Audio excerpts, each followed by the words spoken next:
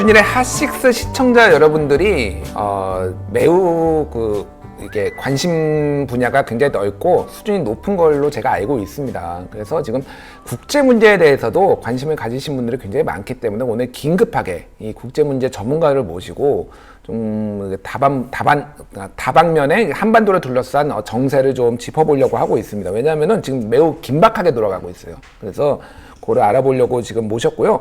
그래서 전문가, 이 분야에 있어서는 뭐 국내에 몇 손가락 안에 드는 전문가를 모셨습니다. 중국 산동대 객좌 교수 그리고 한양대 특임 교수를 역임 중이신 우수근 교수님 나오셨습니다. 안녕하세요. 안녕하십니까. 예. 우수근입니다. 전에 뭐 다른 방송에서 이렇게 몇 번 뵌 적이 있어요, 제가 교수님. 그렇죠. 예. 그때 뭐 너무 설명을 잘 해주셔서 사실은 오늘 제가 긴급하게 전화를 드려가지고 이거 좀 국제 문제 오늘 해봐야 되겠다라고 해서 했는데 흔쾌히 지금 한양대에서 수업 막 마치고 지금 오신 거죠? 배고픕니다. 아, 그러세요? 저희가 출연료가 많지는 않지만은 그 출연료로 맛있게 저녁 좀. 네, 감사합니다. 아, 예. 드시기 바랍니다. 네. 일단 좀 미국 얘기부터 좀 할게요. 미북 네. 얘기, 북미 얘기. 일단 뭐 좀 지난 얘기지만은 북미 협상이 결렬이 됐고 북한이 화를 냈어요.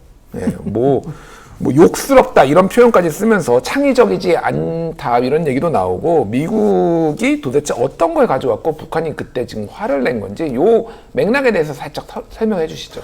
그러니까 처음부터 저는 계속 말씀드렸습니다만요. 너무 동상이몽입니다. 그러니까 포괄식과 단계식이라는 게 맞을 수가 없죠. 예. 그러니까 북한의 입장에서는 미국을 어떻게 믿습니까? 더군다나 트럼프 대통령 예측 불가한 것 그거 하나만 예측 가능한 인물인데 그렇죠. 예측 불가능이 예측 가능한 거죠. 그거 하나만 그러니까. 예측 가능한 사람인데 이 트럼프 대통령이 오기 전에 미국도 이미 이라크도 그렇고 아프가니스탄도 그렇고 지금 시리아도 그렇고 네. 그냥 마음에 안 들면은 하겠다 하면서 폭격해갖고 다 끝내버리지 않습니까? 그렇죠. 자기들도 그러면은 북한의 입장에서 지금 궁지에 몰려있긴 하지만 하나씩 단계적으로 서로 상호 신뢰를 축적해 나가면서 포기하든가 양보하든가 딜을 해야지 너 먼저 다 비핵화해. 그럼 우리가 도와주겠다? 그래도 안 도와주면 우린 끝인데 어떻게 믿습니까? 그러니까 지금 그래도 북한은 자기들이 이제 궁지에 더 많이 몰려있기 때문에 미국하고의 관계를 좀 다지기 위해서 조금은 더 적극적으로 나온다는 생각이 들어요. 비핵화까지는 정말 쉽지 않다는 생각이 들지만 예. 그래도 너무 궁지에 몰려 있으니까 조금씩 응해 나가다가 정말 분위기가 그렇게 무르익게 되면은 마지막엔 진지하게 이렇게 생각할 수도 있겠습니다만 저는 아직은 그렇지 않다고 생각되거든요.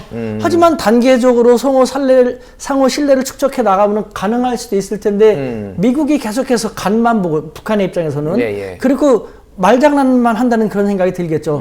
중국에 있는 당국자다라고 얘기하면서 북한의 속내를 좀 파악했는데 북한의 입장에서는 미국을 어떻게 믿냐. 자기들은 국가 안보에 달린 것이고 저 사람들은 우리 북한 같은 그러니까 우리 북조선 같은 나라 있어도 없어도 그만이라고 생각하는데 우리는 우리의 목숨이 달린 것이다. 헛둘리 대강대강 할 수 없지 않냐라는 그러니까 북한이 그 안타까운 심정이 계속 배어 있는데 미국은 거기를 못 맞춰주는 것 같아요. 지금 이제 여러 가지 관측이 있는데 하나는 미국이 지금 트럼프 대통령이 탄핵 위기 절차에 있으면서 뭔가 대외 외교에서 성과를 보여야 된다. 그래서 북미 협상에 적극적으로 나설 것이라는 관측이 있고 또 하나는 북한이 지금 경제 제재로 굉장히 피폐해지고 90년대 고난의 행군에 근접할 정도로 지금 경제가 안 좋은 것 아니냐. 그래서 누가 더 지금 아쉽고 지금 더 협상에 더 적극적으로 나서야 되느냐에 대한 관측이 약간씩 엇갈리고 있어요. 교수님 보시기에는 지금 어느 쪽이 더 지금 더 급하고 아쉬운 상황입니까? 국제관계는 시시각각 바뀌지 않습니까? 예, 예. 며칠 전만 하더라도 미중 무역전쟁에서 사실상 중국이 뭐 완전히 끝날 것이다. 중국이 참패할 것이다라는 예상을 뒤엎고 선전했지 않습니까? 예, 예. 아직 끝난 게 아니니까 조금 더 지켜봐야 되지만 선전을 했단 말이죠. 예, 예. 그러니까 그런 상황 변화에 의해서 중국이 북한을 조금 더 챙겨줄 여지가 생긴 것이죠. 예를 들면은 그동안 북중 관계는요. 예. 저는 그렇게 생각해요. 오작교를 사이에 둔 견우와 직녀. 오작교를 사이에 둔 견우와 직녀. 근데 오작교를 건너야지만 서로 만나고 할 수 있을 텐데 그 오작교라는 것이 불안한 것이죠. 무슨 뭐가 장애물이 숨어 있고 무슨 함정이 있고 지뢰가 있을지 미국이 만든 오작교이기 때문에 못 믿는 것이죠. 그러니까 서로가 다가가고 더 가까이 하면 힘이 세질 수 있을 텐데 이 오작교를 바라보고 안타까워하다가 이제는 중국이 미국에서 조금 여유가 생겼기 때문에 북한도 미국 눈치를 보느라고 중국에 완전히 다가갈 수도 없었고 중국도 미국의 눈치를 보느라고 북한에 너무 완전히 다가갈 수도 없었거든요. 그런데 이제는 중국이 좀 여유가 생겼으니까 북한을 토닥거려주는 그 모습을 보이면은 북한의 입장에서는 미국 너네 그럼 괜찮아. 우리 너네 못 믿겠고 우리는 정말 중국이 있어. 이거 중국 때는 러시아도 있잖아. 그리고 이렇게 하다 보면 한국도 이쪽으로 올 수 있게 우리가 만들 수 있어. 이제는 중국과 북한이 조금 더 관계를 개선하는 모습을 보이는 타임이 됐다는 생각이 들죠. 그러면은 지금 유엔 대북 제재가 있어서 어느 뭐 한국도 그렇고 적극적으로 이렇게 경제를 도와주기 힘든데 지금 북한하고 중국하고 가까워진다고 해서 중국이 유엔 대북 제재를 피해서 도와줄 수가 있는 건가요, 북한을? 얼마든지 도와줄 수 있죠. 그런가요? 왜냐면은 그게 이제 중국입니다. 그러니까 예. 뭐 사회주의가 반드시 다 잘못됐다, 뭐 자본주의, 민주주의가 반드시 다 좋다가 아니라 그런 차이가 있다는 것인데, 예. 이번에 미중 무역전쟁 국면에서도 중국은 애진작고 자기들은 네 가지 측면에서 시간이 지날수록 미국한테 불리하지 않다고 얘기했거든요. 첫 번째 정치적으로 시간이 지날수록 미국은 선거가 중요하지 않습니까? 예. 대통령도 유권자들을 의식해야 되고, 그 다음에 다른 정치인들도 계속해서 트럼프와 함께 갈 수 없거든요. 그렇죠. 중국이 정밀 타격해갖고 자기들의 표밭이 흔들리게 되면 시간이 지나면 정치권도 흔들리게 될 것이고, 예. 그 다음에 기업 같은 경우도 공정하게 해야 되지 않습니까? 예. 근데 중국 같은 경우는 WTO가 있으니까 대놓고는 하지 않지만 중앙정부에서 어떤 형식으로든 직간접적으로 보조금을 지원하고 할 수 있거든요. 예. 그리고 따라와 하면은 기업은 따라갈 수밖에 없어요. 중국적인 시스템에서는. 그렇죠. 예. 정치인들도 시간이 지날수록 시진핑을 주석으로 단결을 하죠. 기업도 일탈할 수가 없죠. 하지만 미국 같은 경우는 어떤 게 더 좋다 나쁘다가 아니라 차이점을 얘기하는 것이죠. 예. 시간이 지날수록 정치권이 분열이 생길 수밖에 없고 기업도 자기들의 책임을 지고 자기들의 손해를 감수해야 되거든요. 예. 중국은 정부에서 어떤 식으로 나중에 커버를 해주고 이 여러 가지 측면을 볼 때 중국은 시간이 지날수록 불리하지 않다. 그래서 이렇게 됐죠. 예. 이 북한에 대해서 마찬가지입니다. 국경만 하더라도 북중 국경 압록강 두막강이 2,000km가 넘거든요. 그렇죠. 그거 예. 어떻게 다 통제합니까? 우린 통제한다, 우린 잘하고 있다 하면서도 지방 정부를 통해서 어떻게 할 수 있는 것이고, 그러니까 그럴 여지가 충분히 있기 때문에 마음만 먹는다 하면은 중국이 정말 북한을 갖다가 조금 더 살려주고 여유롭게 한다는 것은 그렇게 어려운 건 아니죠. 그렇다면은 어쨌든 지금 상황에서 봤을 때는 북미 간의 협상이 교착 상태에 있다라고 하면은 어쨌든 전략적으로 북한의 김정은 위원장은 국무위원장은 중국하고 좀 더 가까이 다가갈 수밖에 없고 중국도 북한을 지렛대 삼아서 또 미국하고의 협상이나 이런 것들을 사용하기 때문에 서로의 이해관계가 지금 맞아 떨어진다 이렇게 봐야 되는 건가요? 그렇죠. 그러니까 두 나라는 상당히 서로를 못 믿어요. 북한도 중국도. 우리가 잘못하는 건 혈맹이라고 하지만 천만의 말씀이거든요.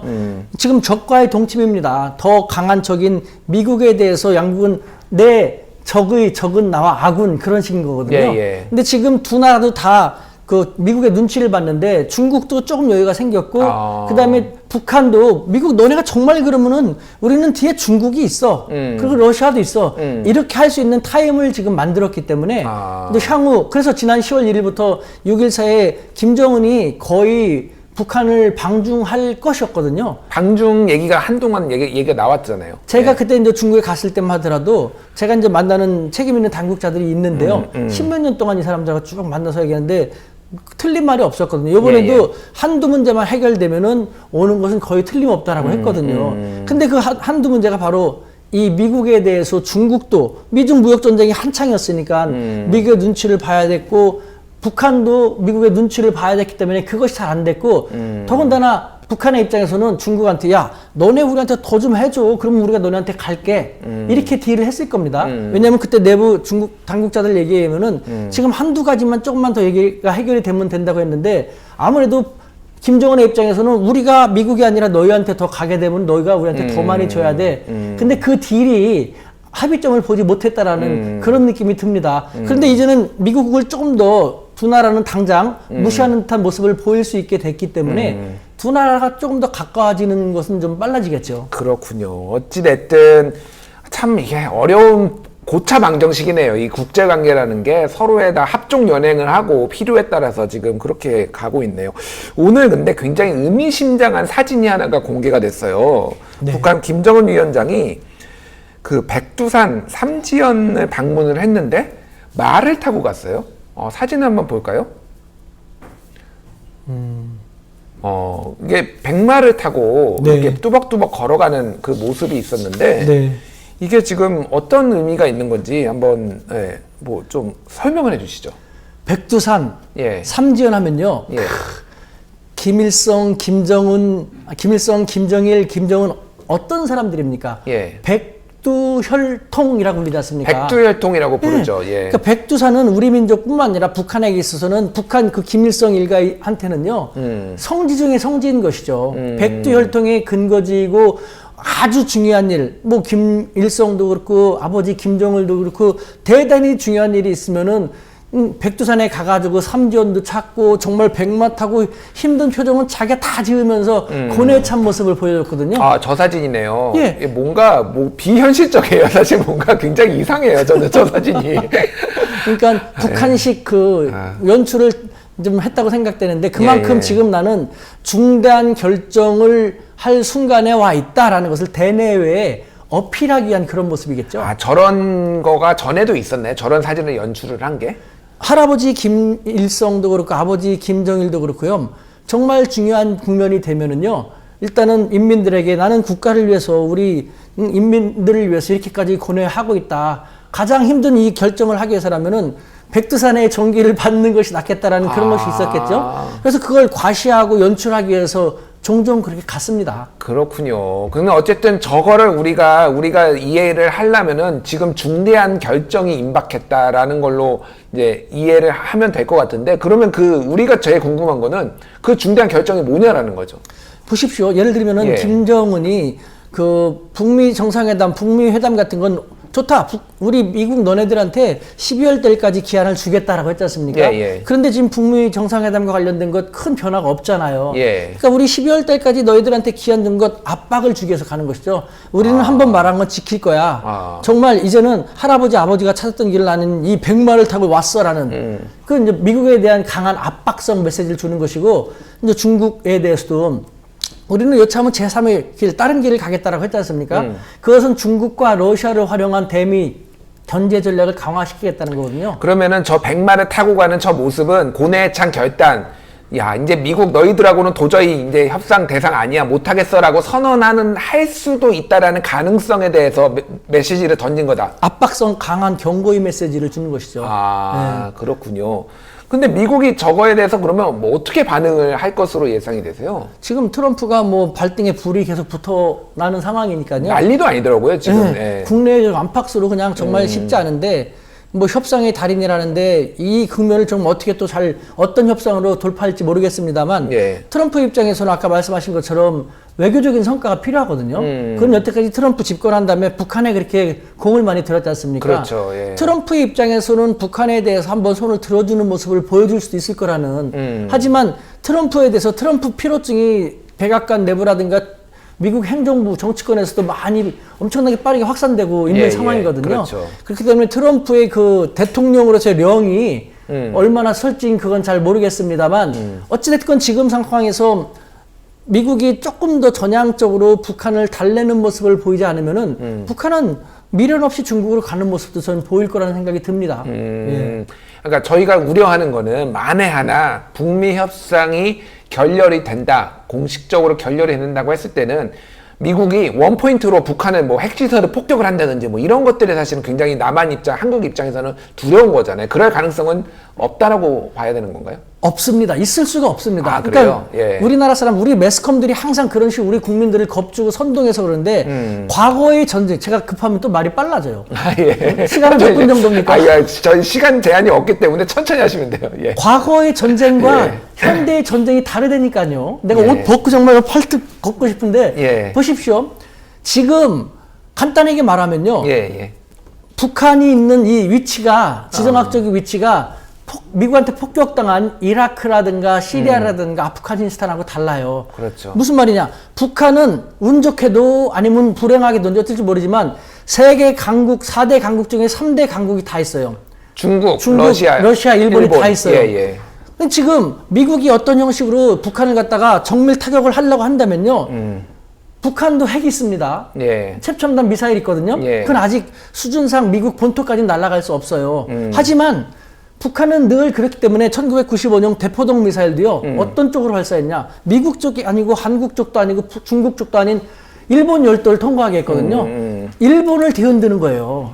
우리를 죽이려고 한다면은 일본 너네도 그냥 가만히 안 둘 거야. 죽을 거야. 일본을 압박하고 일본 사람들 겁이 많지 않습니까? 그러면 일본 사람들은 일본 정치권에다가 북한이 저렇게 못하게끔 미국이 북한 너무 압박하지 않게 해줘. 그러면 일본은 미국에 달라붙어 있지만 뭐 한다 하면은 경제적으로 미국을 어느 정도 흔들 수 있는 여력은 있지 않습니까? 그러니까 일본 정치권에서 미국 정치권을 또 압박을 할 테고 그렇다면은 발사를 못해요. 과거에는 미국만이 원자폭탄이라든가 강한 폭탄을 갖고 있었으니까 그렇죠. 속수무책이지만 지금 이 동북아에서 사실상 최첨 단목이 가장 열세인 것이 우리 대한민국이거든요. 근데 우리는 현무 3C 같은 경우는 1500km 이상 날아가요. 네. 그것은 중국의 주요 대도시나 일본의 주요 대도시는 다 초토화될 수 있거든요. 서로 마음만 먹고 잘못하면요. 저쪽이 중국이 200만 대군이 내려오고 100만 대군, 우리 10만, 20만 옛날 얘기예요. 삑삑삑 눌리기만 하면 다 죽어요. 다 죽은 이게 오히려 그러니까 그런 공포의 강대국들이 균형. 모였으니까 공포의 균형이라서 쉽게 전쟁이 나기 힘들다. 최첨단의 균형이기 때문에 이웃 나라들은 전쟁 날 수가 없어요. 국지전 우발적으로 뭐 하나 잘못되면은 서로 그것이 전면전으로 가면 서로 다 죽기 때문에 서로 시시하면서 어떤 식으로든지 봉합하려고 할 거거든요. 하지만 멀리 있는 나라는 무책임합니다. 미국은 무책임하네요. 지금 저는 미국이라고 얘기 안 했어요. 어쨌든 멀리 한번 들어보십시오, 여러분. 예를 들면 제 일본인 학자가 벌써 10년 전에 저한테 그런 얘기를 했는데 그 미국이 만약에 2차 대전 때 원자폭탄을 투하했지 않습니까? 그런데 일본이 미국하고 저 바다 끝 멀리 떨어져 있는 지역에 있는 것이 아니라 일본의 위에 있는 캐나다라든가 혹은 일본의 밑에 있는 멕시코 지역에 위치해 있을 때라면요. 미국의 밑에 있는 멕시코. 그렇더라면은 과연 미국이 원자폭탄을 자기의 이웃에 있는 일본한테 투하할 수 있었을까? 일본도 그때 강했기 때문에 전쟁을 일으켰지 않습니까? 그렇죠. 투하하려고 한다면은 그걸 알면은 일본도 미국 본토를 가만히 안 놔뒀을 걸요. 그러니까 지금은 이 현대전에서는요. 옆에 있는 나라들은 다 최첨단 무기를 갖고 있기 때문에 서로 공멸을 두려워서 싸울 수가 없고 멀리 있는 나라는 무책임할 수 있기 때문에 더 두려움이 대상. 원교 군공은 옛날이에요. 근데 지금 미국 같은 경우는 뭐 글쎄요. 정밀 타격을 하려고 한다면요. 이 북한이 자기 혼자 죽지 않을 거고 중국도 흔들고 일본도 흔들고 할 겁니다. 얼마 전에 그래서 SLBM도 그래서 잠수함에서 쏘는 미사일도 보였던 게 우리가 잠수함 거기로 가서 미국 너희 뭐 본토 공격할 수 있어 핵무기로 이런 걸 보여주려고 지금 그거 한 거잖아요. 그렇죠. 그러니까 제가 참 제가 이제 중국 대학에 있을 때 그 북한 학자들도 제가 있는 중국 대학에 그 연수도 오고 그랬거든요. 캠퍼스에서 잠깐 만나면 걸으면서 이런저런 얘기도 하고 그랬는데 아니 왜 위험하게 핵을 자꾸 만들고 미사일 만드냐고 그랬더니 아니 우리가 왜 미쳤다고 남조선한테 그걸 아깝게 그걸 쓰려고 하겠냐고. 남조선한테 쓰는 건 아깝대요. 왜 그런가 했더니 이 핵이라든가 미사일을 쏠 때가 되면은 우리도 다 죽는다라는 걸 각오해야 되는 것인데 그러면 미국에 대해서 더 영향력이 있는 일본이나 중국을 갖고 흔들어야지 미국에 대해서 영향력이 덜한 남조선한테 그걸 써갖고 왜 효과를 남조선한테는 재래식 무기를 쓰고 그러니까 우리는 일본한테 최첨단 무기를 맞을 만큼의 그 배려 맞지 않을 만큼의 배려를 해주더라고요. 그런 식으로. 알겠습니다. 어쨌든 뭐 우수근 교수님 말씀으로는 어쨌든 지금의 뭐 국지전이라도 당장은 일어날 가능성은 높지는 않다라고 이해를 하면 될 것 같고요. 저는 사실 그게 제일 두려웠어요. 이게 지금 우리 뭐 한국의 경제라는 게 너무 중요한 상황인데 만약에 폭격을 하면 한국 주가 폭락하고 공황 상태가 오고 다 외국 자본 다 빠져나가고 이런 것들이 우려됐는데 일단 그런 가능성은 높지 않다라는 걸로 있을 수가 없어요. 그러니까 우리 매스컴들이요 그 정말 팩트를 지금 상태에서 만든 그 팩트를 종합적으로 이 얘기 듣는 분들이 대부분일 겁니다. 이런 얘기를 해주는 사람들이 없잖아요. 근데 실제로 그렇게 21세기 현대전은 바뀌었거든요. 알겠습니다. 하나 이제 또 궁금한 게 시진핑 방한 얘기가 나왔는데 지금 어떻게 되는 건가요, 이게? 시진핑은요, 방한을 진작부터 하고 싶어 했습니다. 근데 여러분들, 제 말을 한번 잘 들어보십시오. 항상 모든 건 역지사지가 중요하거든요. 그러니까 중국의 입장에서는요, 빨리 방한을 해가지고 한중 관계를 풀어야지만 한국이 미국으로 더 가지 않고 뭐 자기한테 가까이 오는 것도 부담스럽습니다. 그냥 중간에서 균형 잡힌 정책만 하더라도 자기들은 좋으니까요. 빨리 한국 가고 싶었습니다만 역설적으로 중국의 입장에서는 한국은 와라 하면서 실제로는 오지 못하게 장애물을 설치해놨거든요. 아, 장애물이 어떤 게 장애물인가요? 그것이 아무것도 아닌 건데 그만큼 우리가요. 이건 진짜 진지하게 볼 필요가 있습니다. 우리가 그만큼 중국을 못 잃는다, 모른다라는 겁니다.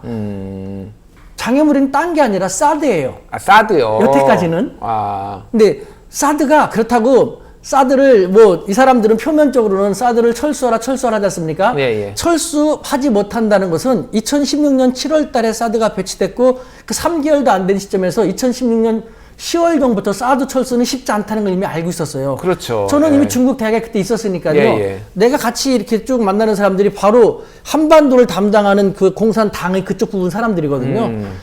자기들은 한국도 한미동맹의 관계가 있기 때문에 한국의 무기도 아니고 미국도 생각을 해야 되기 때문에 사드 철수 쉽지 않다는 거 안다. 예. 하지만 자기들이 중국이 우려하는 것도 있으니까 절충안을 마련할 수도 있지 않을까라는 식으로 해가지고 계속 그걸 풀려고 했는데 우리는 어떻습니까? 중국의 입장에서는요. 예. 사드를 한국이 먼저 때린 겁니다. 중국을. 뭐 그렇죠. 사드라는 게 중국 대륙을 겨냥한 거죠. 그러니까요. 사실은. 예. 중국은 한 대 맞았어요. 그래서 그걸 갖다가 반격 조치를 취한 것이 제재 조치거든요. 그 뭐 관광객들 안 오고 뭐 예. 그런 게 있었죠. 예. 예. 근데 지금 중국의 입장에서 보면은 한국은 자기들이 먼저 우리를 때려놓고 계속해서 우리한테 사드 제재 조치 처리해라 쫀쫀하게 이런 식으로만 얘기한다. 그럼 너네들이 먼저 우리한테 가격한 건 사과 안 해? 중국의 입장은 그렇지 않습니까? 아. 그런데도 한국 뒤에는 미국이 있고 한중 관계 계속 안 좋고 자기들이 압박을 더 많이 하면은 미국 쪽으로 더 가면 자기들한테 불리하잖아요. 예, 예. 그래서 어쩔 수 없이 중국의 입장에서는 빨리 풀고 싶어 했었어요. 그런데 사드를 언급을 안 할 수가 없어요. 예. 철수는 바라지도 않지만 왜냐면은 시진핑 주석이 아무리 힘이 강하더라도 중국 국내에 보수적인 생각을 갖고 있는 그렇죠. 강경파들도 있지 예, 않습니까? 예, 예. 그 사람들도 의식을 해야 되거든요. 그러니까 강경파들의 입장에서는 야 시진핑 너는 힘 좀 몰아달라고 한번 잘해보겠다고 하면서 미국한테도 맞고 조금만 한국한테 맞았으면서 사드로 한국은 사죄하지도 않으면서도 왜 네가 고개 숙이고 계속 데려가야 돼? 아. 이런 국면이거든요. 그 사드를 중국의 시진핑이라든가 왕이라든가 고위 지도자들이 한국 지도자를 만나면 중국 국내 상황을 고려해서 사드 문제를 반드시 언급할 수밖에 없거든요. 예, 예. 지난 오사카 G20 정상회담에서도 시진핑은 사드 문제 언급했지 않습니까? 예, 예. 저는 다른 방송 같은 데 나가서 이런 얘기를 다 했거든요. 예, 예. 언급하면 어떻게 하면 되냐? 중국식으로 대답해주면 되는 거예요. 애매모호하게 시진핑도 애매모호하게 슬쩍 언급했습니다. 한국 곤란하지 않게 사드를 잘 해결했으면 좋겠다 이런 식으로. 예. 그럼 우리도 그렇게 예를 들면은 사드는 동북아 뿐만 아니라 특히 한중 관계 개선을 위해서 중요하기 때문에 우리는 원만하게 해결하기 위해서 지금 노력을 하고 있으니까 좀 기다려달라? 뭐 중국은 중국식으로 선하게 해석하고. 립서비스가 필요한 거죠, 그러니까. 예. 우리도 이렇게 해석할 수 있고 그렇게 애매모호하게 가면 되는데 그때 문재인 대통령 어떻게 대답했는지 아십니까? 아, 어떻게 대답했습니까? 그러면 중국은 그렇게 사드에서 긴장하게 생각하는데 우리는 남해리니까 생각하는 우리 입장에서 일방적으로 바라보는 거죠. 그때 문재인 대통령이 대답하신 것이 사드는 북한 비핵화가 해결된다면 해결될 수 있는 문제라고 생각합니다. 아. 그러니 시진핑 어떻게 생각합니까? 그것도 공개적인 자리에서 그렇게 얘기, 둘이 있으면 몰라도 공개적인 매스컴이 다 있는 데서 그러니까 야 북한 비핵화가 언제 해결될지 알아? 그렇게 불확실한 걸 갖다가 나한테 돌아가갖고 너네들한테 다 풀어주고 사드 하나명 해제하고 돌아가면 나는 중국 국내에서 어떻게 하라고. 아. 그러니까 우리는요 왜 그런지 아십니까? 저도 문재인 대통령 외교 뭐 대선 캠프에서 외교 특보도 하고 이렇게 했습니다만 예, 예. 솔직히 지금 우리가 외교적으로 좀 안타까운 면이 되게 있어요. 우리 청와대나 뭐 외교부에 그 중국이나 러시아를 잘 아는 분들이 거의 없거든요. 예, 예. 너무 아직도 미국 중심으로 좀 진용이 짜여 있는. 그러니까 이쪽을 배려를 전혀 못하니까 이 말 한마디 요 립 서비스 하나로 거짓말 같지만 이렇게 될 수 있는 것인데. 그러게요. 이렇게 여태까지 이것이 여기서는 시간이 짧으니까 얘기 기회 못하니까요. 예, 우수군의 한중일 TV라는 유튜브가 있습니다. 우수군의 한중일 TV를 보면 많이 쭉 만들어놨어요. 4개월 전에 오픈했거든요. 아, 예. 안 그래도 제가 그거 말씀드리려고 했는데 한중일 TV 구독자도 많고 굉장히 그 다양한 세계 정세에 대해서 그 많이 이렇게 방송을 하셨더라고요. 예. 제가 그 정식으로 한 것은 이제 6월 9일이니까 조금 있으면 이제 4개월 정도 되는데요. 예. 그러니까 저는 일본, 미국, 중국 대학에서 14년 동안 교수로 있으면서 예. 전 세계 150여 개 국가에서 온 한 5천여 명의 학생들하고 늘 같이 생활했거든요. 예. 그러니까 한국 국내 정치는 잘 모른다 하더라도 밖에서 바라보는 우리 한중일이나 동북아나 한반도, 남북은 항상 화두 속으로 일상적으로 생활할 수밖에 없었어요. 예. 그런 측면에서 바라볼 때 지금 이 외교 국면은요, 우리한테 정말 좋은 혹이거든요. 예. 한중 관계 중국이 우리보다 크지만 여러 받아달라고 가지 측면을 볼 하고 때 있고, 예. 중국은 우리를 필요로 해요. 예. 러시아도 우리를 필요로 하고 예. 중국 예를 들면 이 동북아에서요, 우리가 어떤 스탠스를 취하느냐에 따라서 아직도 우리는 북중러 남 한미일 이 냉전 위주의 삼각구도로 생각을 하고 있는데 그렇지 않거든요. 북한과 중국, 러시아는 그대로 이런 건 맞습니다. 근데 우리가 항상 미국과 함께 북한이라든가 중국에서 똑같은 생각, 똑같은 관점, 국익이 같진 않지 않습니까? 예. 우리가 경우에 따라서 이들 나라와 함께 좀 더 가깝게 가게 된다면요. 북중러 플러스 한국이 됩니다. 예. 그러면 일본은 강한 자에 더 같이 가까이 가는 속성이 있기 때문에 지금 또 일본도 트럼프 때문에 많이 골치 아파하거든요. 예. 그럼 일본도 이쪽 네 개가 하나가 된 그것을 무시할 수는 없을 겁니다. 예. 그럼 일본도 왔다 갔다 하고 그러면 미국은 그만큼 또 생각이 달라지게 되고 이쪽을 눈치를 볼 수밖에 없거든요. 예. 우리가 약소 국가가 아니라 중견 국가로서의 돌고래 외교를 하게 된다면요. 이 동북아에서만큼은 우리의 위상을 가지고 우리가 리드할 수 있는데 이런 생각을 하는 사람들이 없는 거예요. 저는 예. 한중일 TV를 통해서 바로 이와 같이 이렇게 얘기하면은 새로운 관점이다. 우리 사회에서는 알려지지 않았다고 하는데 이것은 일반적이고 너무나 평범한 것인데 우리가 너무 안에 갇혀 있었고 조중동이 맨날 이상한 얘기만 해대니까 그러는 거예요. 알겠습니다. 그래서 우리가 한중일 TV를 구독하는 걸로 일단 우수군의 한중일 TV를 구독하는 걸로 결론을 내리겠습니다. 워낙 전문가시고요. 워낙 뭐 달변이세요. 그래서 오늘도 지금 시청자 여러분들 댓글이 뭐 엄청 뭐 지금 정말 좋은 내용이다. 와우, 교수님 재미있네요. 몰입도 짱입니다. 교수님 자주 나와주세요. 막 댓글 달리고 있습니다. 자주 나와주시나요? 아니 이런 방송은 필요해요. 조중동 보면 사람이 우리들이 좀비가 돼버려요. 좀비 방송들이 너무 지금 수위가 높으네요 지금. 그래요? 조중동 보면 좀비라니요. 아니 저는 제 방송에서 다 그렇게 예. 얘기하는 좀비 정치인들이 장악하고 있으니까. 알겠습니다. 저희가 자주 국제 문제 오늘 워낙 아까 전에 그 김정은 위원장 사진도 공개되고 지금 국제 문제가 워낙 긴박하게 돌아가서 한번 모셨고 자주 나오시는 걸로 약속하셨습니다. 네. 예, 알겠습니다. 자, 우수군의 한중일 TV는 꼭 구독해 주시고요. 오늘 중국 산동대 객자 교수, 한양대 특임 교수, 중국통, 일본통, 미국통, 한국통, 동북아통 우수근 교수님 나오셨습니다. 감사합니다. 감사합니다. 우수군의 한중일 TV입니다. 예.